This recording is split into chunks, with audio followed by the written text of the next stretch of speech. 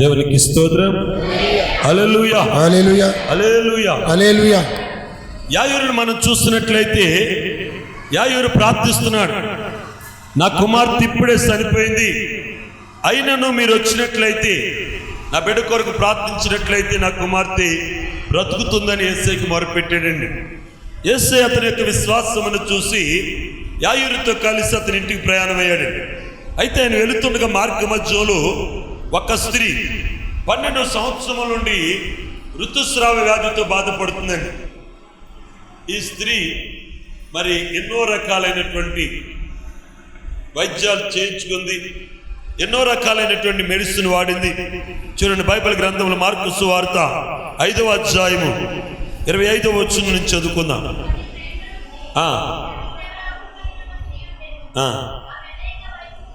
ఆమె అనేక మంది వైద్యుల చేత ఎన్నో తిప్పలు పడి తన కలిగినదంతయు వ్యయము చేసుకుని ఎంత మాత్రము ప్రయోజనము లేక మరింత సంకటపడెను. 12 సంవత్సరముల నుండి ఈ స్త్రీ ఋతుస్రావ వ్యాధితో బాధపడుతుందండి. ఈ వ్యాధి వచ్చి 12 సంవత్సరాలు అయిందండి.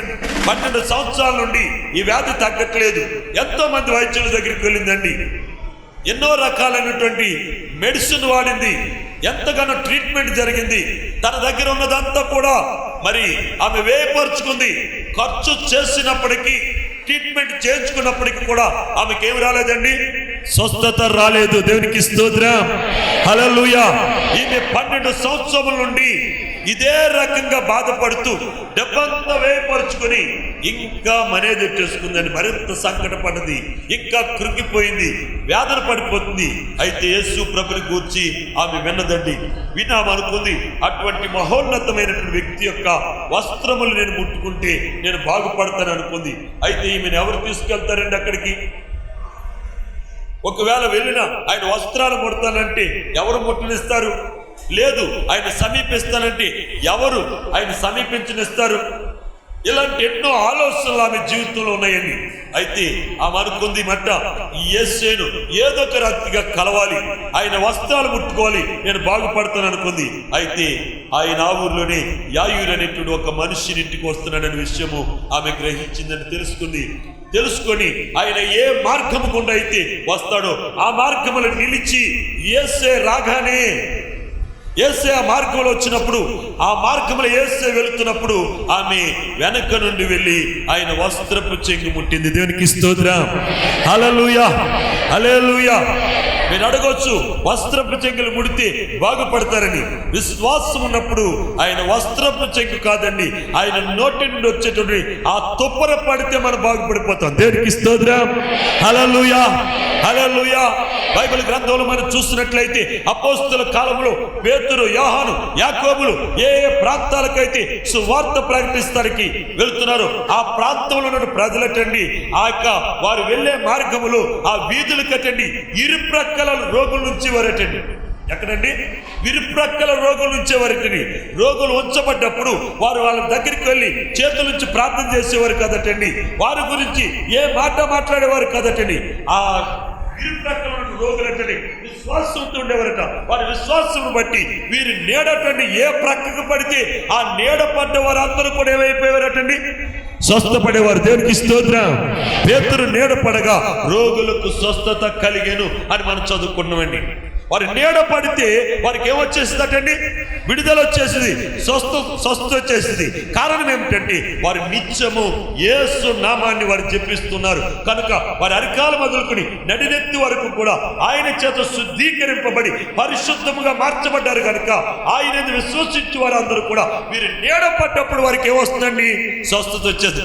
నీడ పడితేనే స్వస్థత వస్తే ఆ నీడ కూడా ఆయన అనుసరించే బిడ్డల యొక్క నీడ పడ్డప్పుడు స్వస్థత వస్తుందండి. ఆయన వస్త్రాలకు ప్రభావం ఉండదా? కనుక ఈ స్త్రీ అనుకుంది, ఆయన వస్త్రపు చెంగు మాత్రమే ముడితే చాలు, నేను బాగుపడతానని విశ్వాసంతో వచ్చిందండి. ఆమె ముఖము చూపించడానికి ఇష్టపడట్లేదు, ఆమె మాట్లాడడానికి ఇష్టపడట్లేదు, ఆయన ఎదురుగా వచ్చి నిలబడడానికి ఇష్టపడదు. కారణం ఏమిటంటే ఆమె 12 సంవత్సరాల నుండి ఒక అపవిత్రమైనటువంటి రోగంతో బాధపడుతుందండి.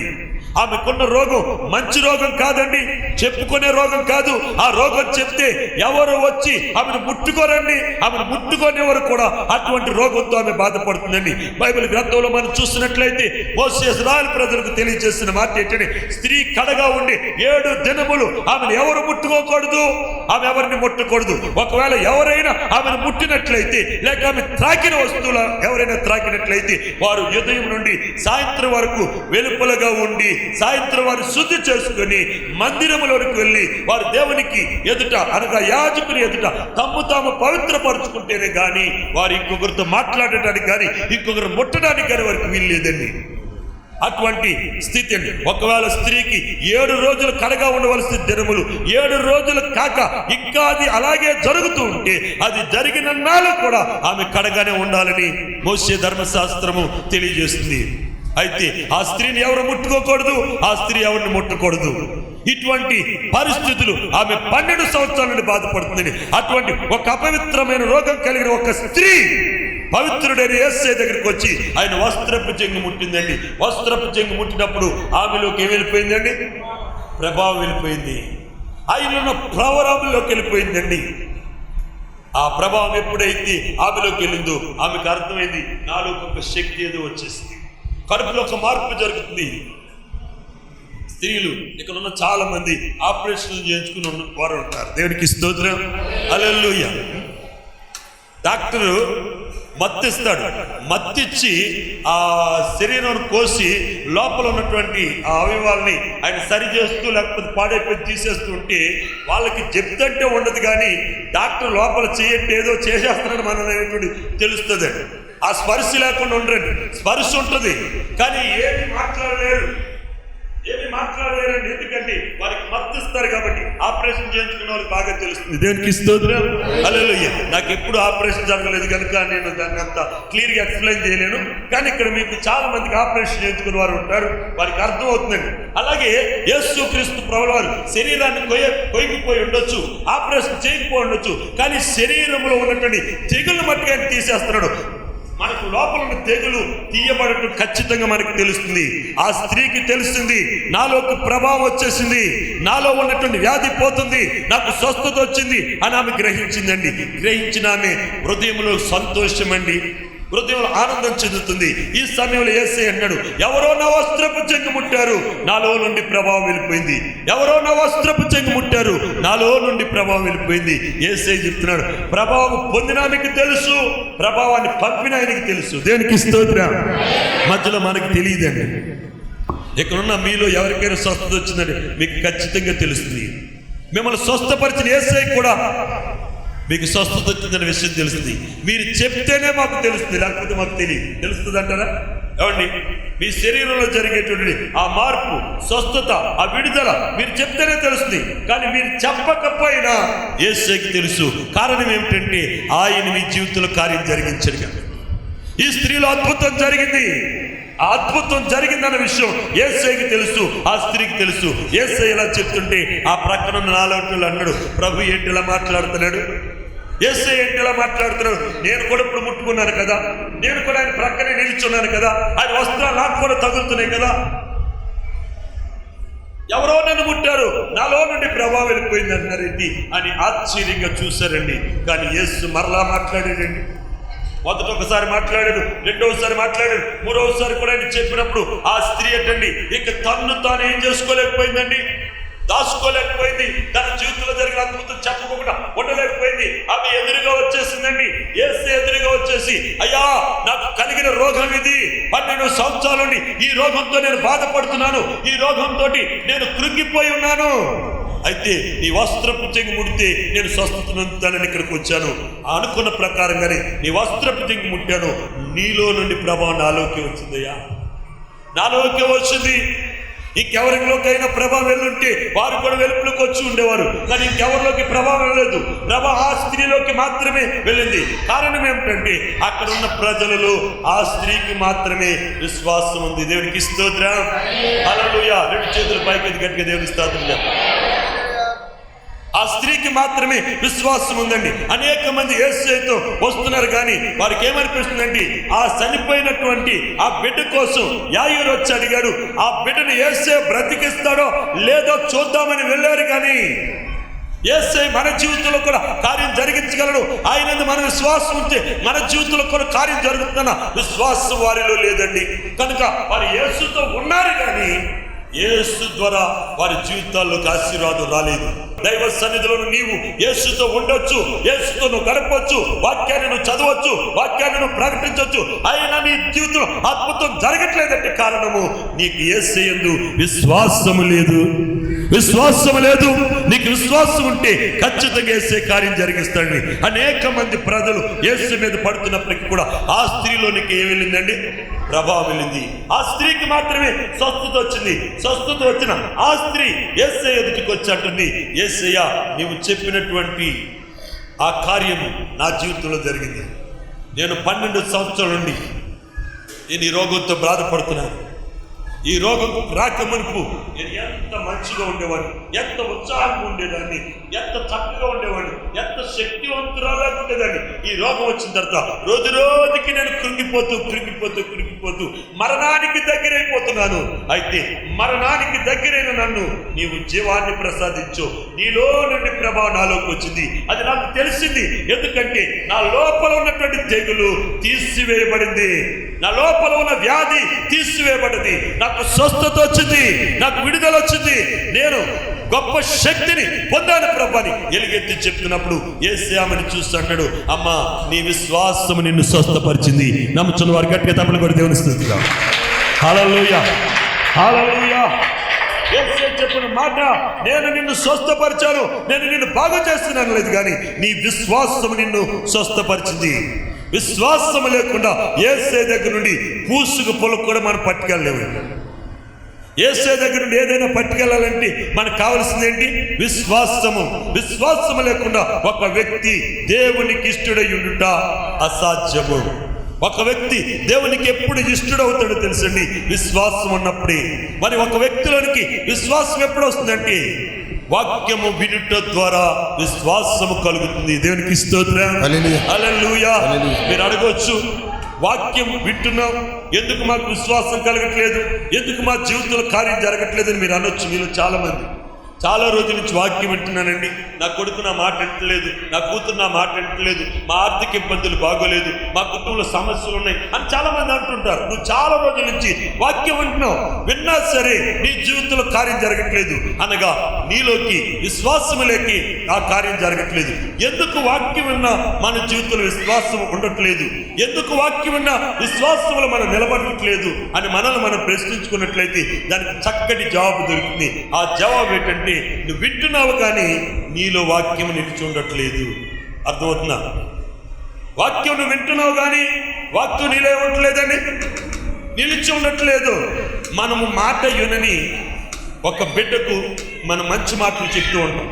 మాట వినని మన పిల్లలకు మనం మంచి మాటలు చెప్తాం, నాయనా నువ్వు ఇలాగుండు, ఇలాగుంటే బాగుంటుందని. కానీ వాడు అలాగ ఉండకపోయినా చెప్తూ ఉంటాం. అనేక పర్యాయాలు చెప్పిన తర్వాత ఇసుకొచ్చి ఏమంటావు అంటే, నువ్వు వింటున్నావు కానీ ఈ చెవిని విని ఆ చెవిని నువ్వేం చేస్తున్నావు? విడిచిపెట్టేస్తున్నావు. అంటే వాక్యం ఎప్పుడు విశ్వాసంలో మనం బలపరుస్తుందంటే, విన్న వాక్యము బయటికి రాకూడదు. నువ్వు విన్న వాక్యము నీలోకి వెళ్ళి అది నీలో నుండి ఏం చేయకూడదు? బయటికి వెళ్ళకూడదు. కానీ నువ్వేం చేస్తున్నావు అంటే, ఒక చెవు గుండా వింటున్నావు, ఇంకొక చెవు గుండా దాన్ని ఏం చేస్తున్నావు? పంపేస్తున్నావు. దేవునికి స్తోత్రం. కనుక పంపేసినప్పుడు ఆ వాక్యము నీ హృదయంలోకి వెళ్ళట్లేదు. హృదయంలోకి వెళ్ళినప్పుడు విశ్వాసం ఎలా వస్తుంది? విశ్వాసం లేకపోతే దేవుని కార్యం ఎలా జరుగుతుంది? కనుక విన్న వాక్యము మనలో నిలిచి ఉండేటట్లు ఆ వాక్యము బయటికి వెళ్ళకోకుండా దాన్ని కాపాడుకోవాల్సిన బాధ్యత మనది. అనగా విన్న వాక్యము మనలో ఉండాలంటే ఇక్కడ ఏదైతే విన్నామో దాన్ని చేయాలి, దాని ప్రకారంగా మనం ఉండాలి. ఉన్నప్పుడే వాక్యము మనలో నిలిచి ఉంటుంది. లేదంటే వాక్యము మనం దాటి వెళ్ళిపోతుందండి. వాక్యము మనలో లేనప్పుడు మనకు విశ్వాసం కలదు. ఈ స్త్రీ ఇంటి దగ్గర ఉండి, ఈమె బయటకు వచ్చే స్త్రీ కాదు. అనేక మంది ఆమెను పరామర్శించడానికి వెళ్ళినప్పుడు యేసయ్య గురించి చెప్తున్నారండి. ఆ చెప్పినప్పుడు ఆ మాటలు విని ఆమెలో ఏం పెంచుకుందండి? విశ్వాసాన్ని పెంచుకుంది. విశ్వాసాన్ని వృద్ధిపరచుకుంది. ఎంత విశ్వాసం పెంచుకుందంటే యేసయ్య అన్నాడు, అమ్మా నీ విశ్వాసము నిన్ను స్వస్థపరిచాను, నీ విశ్వాసము నిన్ను బాగు చేసును అని యేసయ్య చెప్పి అంత విశ్వాసం పెంచుకుంది. ఈ మధ్యాహ్న కాలంలో దైవ సన్నిధిలో నీవు ఎన్నో అవసరాలతో నువ్వు ఇక్కడికి వచ్చి ఉంటావు, ఏదో రోగంతో బాధపడుతూ నువ్వు ఇక్కడికి వచ్చి ఉంటావు. ఆ రోగం యేసయ్య తీసివేయగలడు, ఆ పరిస్థితి నుండి యేసయ్య నిన్ను తప్పించగలడు అన్న విశ్వాసము నీకుంటే ఇక్కడ నుండి నువ్వు వెళ్ళేటప్పుడు నీతో పాటు దేవుని యొక్క కార్యం తీసుకుని వెళ్తావు. లేకపోతే నువ్వు ఎలాగొచ్చావు అలాగే ఇక్కడి నుంచి వెళ్తావు. దైవ కార్యం నీలో జరగలేదంటే అది నీ తప్పిదమే. నేను చాలా పర్యాలు మీకు చెప్తూ ఉంటాను, దేవుని నమ్మినటువంటి బిడ్డల యొక్క భవిష్యత్తు వాళ్ళ చేతుల్లోనే ఉంది. దేవుని నమ్మిన బిడ్డల యొక్క పరిస్థితి ఎవరి చేతిలో ఉంది? వాళ్ళ చేతుల్లోనే ఉందండి. కనుక మన భవిష్యత్తు మన చేతిలో ఉంది. దాన్ని చక్కగా తీర్చిదిద్దుకుంటావు లేక దాన్ని నాశనం చేసుకుంటావు, అది నీ వశాన్ని ఉంది. నీ ఇష్టానికి దేవుడు దాన్ని వదిలేసాడు. కనుక దాన్ని నువ్వు చక్కగా కట్టుకోవాలంటే ఆయన యందు, ఆయన మాటలేందు నిలుచుండు. ఇలాగ దేవుడు చేస్తున్న కార్యాల గురించి విన్న ఈ గెన్నశ్రేత్ అనేటువంటి ఊళ్ళో ఉన్నటువంటి ఆ ప్రజలటండి ఏమంటున్నారంటే, యేసయ్య నీ వస్త్రములు మాత్రమే మమ్మల్ని ముట్టని, మా కొరకు మీరు ప్రార్థన చేయక్కర్లేదు, మా కోసం ఒక మంచి మాట మీరు చెప్పక్కర్లేదు, మేము బాగోవాలని మీరు పలకక్కర్లేదు, ఏమీ పలకక్కర్లేదు, నీ వస్త్రాలు ముట్టుకుంటే మేము బాగుపడతామంటే యేసయ్య వారితో అలాగే ముట్టుకున్నాను. ఏమన్నాడు యేసయ్య? విశ్వాసానికి దేవుడు వదిలేస్తాడు. వాక్యాన్ని మనం జాగ్రత్తగా పరిశీలన చేస్తే యేసు క్రీస్తు ప్రభుల వరకు విశ్వాసికి దాసుడట. ఎవరికి దాసుడేట? విశ్వాసికి దాసుడేటండి. అబ్రహాము విశ్వాసి కనుక ఆయన ఒక కార్యం మీద వచ్చి ముందు ఎవరి దగ్గరికి వెళ్ళాడండి? అబ్రహాం దగ్గరికి వెళ్ళి అబ్రహాంతో సంప్రదించి అబ్రహాంతో మాట చెప్పి అక్కడి నుండి బయలుదేరాడు. అంటే ఆయన ఎవరు ఎత్తుకుంటే భూమి మీద వెళ్ళాడండి? ఒక రహదారి పక్కన అబ్రహాం లేడండి. మమ్రేలు సింధూర వనంలో ఉన్నాడండి. అది ఒక తోట కావచ్చు, ఒక అంజరపు తోట కావచ్చు, ఒక మామిడి తోట కావచ్చు, ఒక దాక్ష తోట, ఏదేమైనప్పటికీ కూడా ఆయన మమ్రే దగ్గర సింధూర వనములో ఉన్నాడండి. సింధూరపు ఆ చెట్లు, అలాగే అక్కడ ఉన్నటువంటి వివిధ రకాలైనటువంటి వృక్షాల మధ్యలో అతడు కుటీరం వేసుకుని గుడారం వేసుకుని అక్కడ ఉన్నాడు. అక్కడ ఉన్నటువంటి అబ్రహామును దేవుడు దర్శించాడు. అబ్రహామును దేవుడు వెతుక్కుంటూ వెళ్ళాడు, కానీ దేవుడు ఎలాగ వస్తున్నాడు కదని అబ్రహాము దేవుడు వెతుక్కుంటూ వెళ్ళలేదు. అబ్రహామును దేవుడు వెతుక్కుంటూ రావడానికి గల కారణం ఏంటి? అబ్రహాము విశ్వాసి. దేవునికి స్తోత్రం. హల్లెలూయా, హల్లెలూయా. నువ్వు విశ్వాసం అయితే అగాధములు ఉన్నా సరే అక్కడ నుండి దేవుడు నేను ఏం చేస్తాడు? పైకెత్తుతాడండి. నా విశ్వాసి కనుకని మత్స్యము గర్భములో ఉన్నప్పటికీ కూడా ఆ మత్స్యం వల్ల ఎటువంటి హాని జరగకుండా దేవుడు యానాని ఏం చేశాడు? సంరక్షించాడు. యానాకు విశ్వాసం ఉందండి, విశ్వాసం లేని వ్యక్తి కాదు. కానీ దేవుడు పశ్చాత్తాప్తుడై ఆయన మరలా కార్యం జరిగించకపోతే ప్రజలు యానా ప్రకటించాడు ఎలా జరిగిందంటారు అని ఒక ఆలోచనతో అతను వెళ్ళిపోతున్నాడు.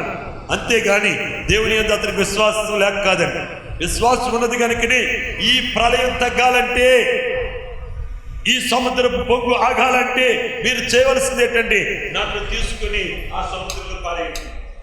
వెంటనే తగ్గిపోద్ది.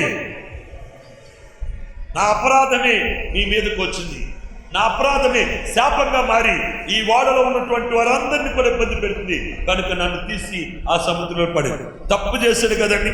పాపం వల్ల వచ్చే జీతం ఏంటి? మరణం. కానీ దేవుడు మరణానికి అప్పగించలేదండి, మరణానికి అప్పగించలేదు. యోనాను సంరక్షించి ఎక్కడికైతే తీసుకువెళ్ళాలనుకున్నాడు, ఎక్కడైతే యోనా ప్రకటించాలనుకున్నాడు ఆ స్థలానికి దేవుడు యోనాను నడిపించాడు. గమనించవలసిన విషయం ఏంటంటే విశ్వాసికి ఎప్పుడు ఆయన ఏ హాని చేయలేడు. ఇక్కడ ప్రజలకు విశ్వాసం ఉంది. ఏ విశ్వాసం అంటే ఆయన వస్త్రపు చెంగులు మాత్రమే ముడితే చాలు మేము స్వస్థపడతామని. చూడండి బైబిల్ గ్రంథములు మార్కు సువార్త 6వ అధ్యాయము 56వ వచనం చదవండి.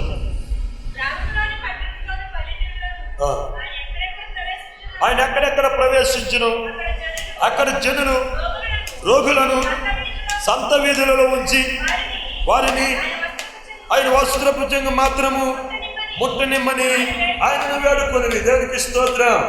హల్లెలూయా. ఆయన గెన్నేసరెతు ప్రాంతానికి వచ్చి ఆ ప్రదేశంలో ఉన్నటువంటి పల్లెటూర్లు, ఆ ప్రదేశంలో గ్రామాలు, అక్కడ ఉన్న పట్టణాల్లో ఆయన ప్రవేశిస్తున్నాడు. ఆయన ఏ పట్టణములు, ఏ గ్రామంలో అయితే ప్రవేశిస్తున్నాడు, ఆ గ్రామంలో రోగులందరినీ ఎక్కడికి తీసుకొస్తున్నారండి? సంత వీధుల్లోకి. ఎందుకో తెలుసా? ఏ ఊర్లో అయినా ఏది ఖాళీగా ఉంటుందండి? మార్కెట్ ఎక్కడ జరుగుతుంది? అక్కడ ఖాళీ ప్రదేశం ఉంది. ప్రజలను ఎక్కడికి తీసుకొచ్చేస్తున్నారు? మార్కెట్లోకి తీసుకొచ్చేస్తున్నారు, సంత వీధిలోకి తీసుకొచ్చేస్తున్నారు. అక్కడ జనం గుంపులు గుంపులుగా ఆయన మార్గంలో వెళుతుంటే ఆ మార్గం ఉన్నారండి. ఉన్న రోగులు కూర్చి వారు ఏమంటారంటే, మీ వస్త్రములు మాత్రము ముట్టనిమ్మని ఆయన్ని వేడుకొని దేవునికి స్తోత్రం. హల్లెలూయా. చాలా మంది ప్రజలు ఉన్నారు, చాలా మంది ఆశీర్వదింపబడ్డారు, ఆశీర్వదింపబడని బిడ్డలు కూడా ఉన్నారు. అందుకే ఇక్కడ రాయబడిన మాట ఏంటంటే, ఆయన వస్త్రపు చెంగు ముట్టిన వారు అందరూ కూడా ఏమవుతున్నారండి? స్వస్థతను అందుతున్నారు. అంటే ముట్టిన వారు కూడా ఉన్నారు. ఈ మధ్యాహ్న కాలంలో దైవ సన్నిధికి వచ్చిన వారితో దేవుడు అన్నాడు, నా వాక్యం మీ యొద్ద నిలిచి ఉన్నట్లయితే నిశ్చయంగా మీ జీవితంలో కార్యం జరిగిస్తాను. కార్యం జరగకోకుండా ఎవరైనా ఇక్కడ నుండి వెళ్తున్నారంటే దాని అర్థం ఏంటో తెలుసండి, వారు ఆయన యొక్క వాక్యం యందు నిలిచి ఉండలేదు. నిలిచి ఉన్న వారి జీవితంలో అద్భుతం జరుగుతుంది, నిలిచి ఉండని వారి జీవితంలో ఏ అద్భుతం జరగదు. ఆయన వస్త్రాలు ముట్టిన వారందరూ కూడా ఏమవుతున్నారండి? బాగుపడుతున్నారు, వారు స్వస్థపడుతున్నారు. వస్త్రపు చెంగు ముట్టిన వారందరూ కూడా అదే పరిస్థితిలో ఉన్నారు. ప్రియమైనటువంటి వాళ్ళరా, నీ యొక్క జీవితంలో నీ విశ్వాసం ఏ రీతిగా ఉంది? నీ విశ్వాసం నేను ఏ రీతిగా నడిపిస్తావు? వాక్యం అంటే నీవు ఒక్కసారి నిన్ను నువ్వు పరిశీలన చేసుకుని ప్రభునందు పరిపూర్ణమైన విశ్వాసం కలిగి. విశ్వాసం లేకుండా దేవుడు ఏ కార్యాన్ని మన జీవితంలో జరిగించు, ఏ అద్భుతం చేయడండి, ఏ సూచక్రియ జరిగించు, ఏ మాత్కార్యం జరిగించండి. ఏదైనా ఒక కార్యాన్ని జరిగించాలంటే, ఒక అద్భుతాన్ని మన కన్నులకు చూపించాలంటే మొదట మనకు కావలసింది ఏంటంటే విశ్వాసము.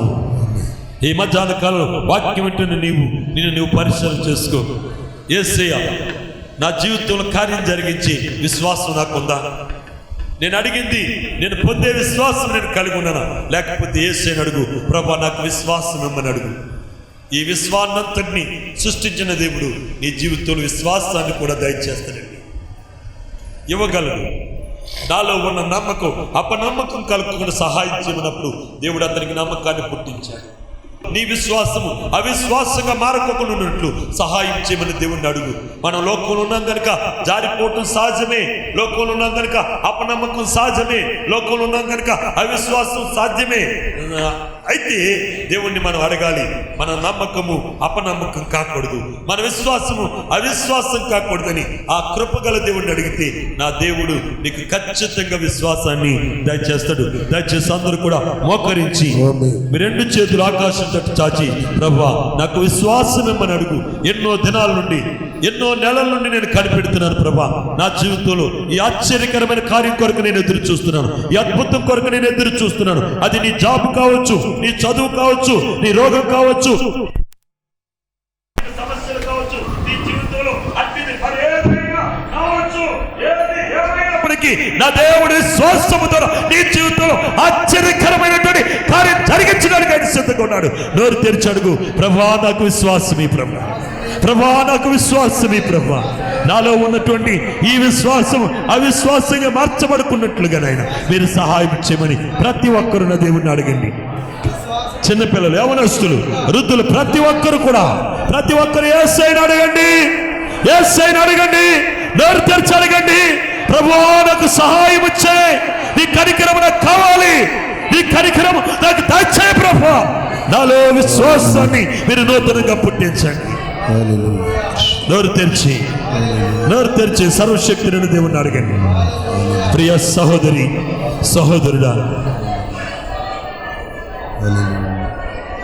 నీ విశ్వాసం అవిశ్వాసం కాకుండా, నీ నమ్మకం అపనమ్మకం కాకుండా, విశ్వాసము ద్వారా దైవ సన్నిధిలో దేని కొరకైతే నువ్వు వెతుకుతున్నావో, దేనిని నువ్వు అడుగుతున్నావో అది నువ్వు పొందినట్లు నాయనా యేసయ్యా నాకు విశ్వాసమేమని అడుగు.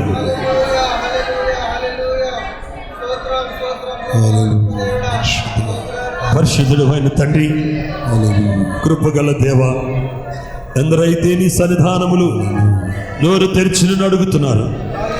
వారందరిని దర్శించండి. వారికి విశ్వాసము దయచేయండి. పరిపూర్ణమైన విశ్వాసము దయచేయండి. దేనిని వెతుకుతున్నారు, దేని కొరకు ఎదురు చూస్తున్నారు, ఏ అక్కడైతే కలిగి ఉన్నారు, అది ఏది ఏమైనప్పటికీ నాయనా ఈ బిడ్డల జీవితంలో మీరే జరిగించి నీ నామమునకు మహిమ తెచ్చుకోమని నేను ప్రార్థన చేస్తున్నాను. అయ్యా, ఈ దీని దాసుని యొక్క ప్రార్థన మీరు అంగీకరించి మహిమ ఘనత ప్రభావం మీరు పొందండి. కృప చూపించండి. దుష్టుని దూరపరచండి. అంధకార సంబంధమైనటువంటి శక్తులను నేను యేసు నామములో నేను గద్దిస్తున్నాను. వాటిని నేను దూరపరిచి విత్తబడ్డ వాక్యం ప్రతి ఒక్కరి హృదయంలో నూరంతలుగా ఫలింపజేసి నీ రాకడకు సిద్ధపరచమని యేసు క్రీస్తు పరిశుద్ధ నామమును బట్టి ప్రార్థించి స్తుతించి బ్రతిమాలు వేడుకొనుచున్నాము తండ్రి. ఆమేన్. ఆమేన్. అందరికీ వందనాలండి.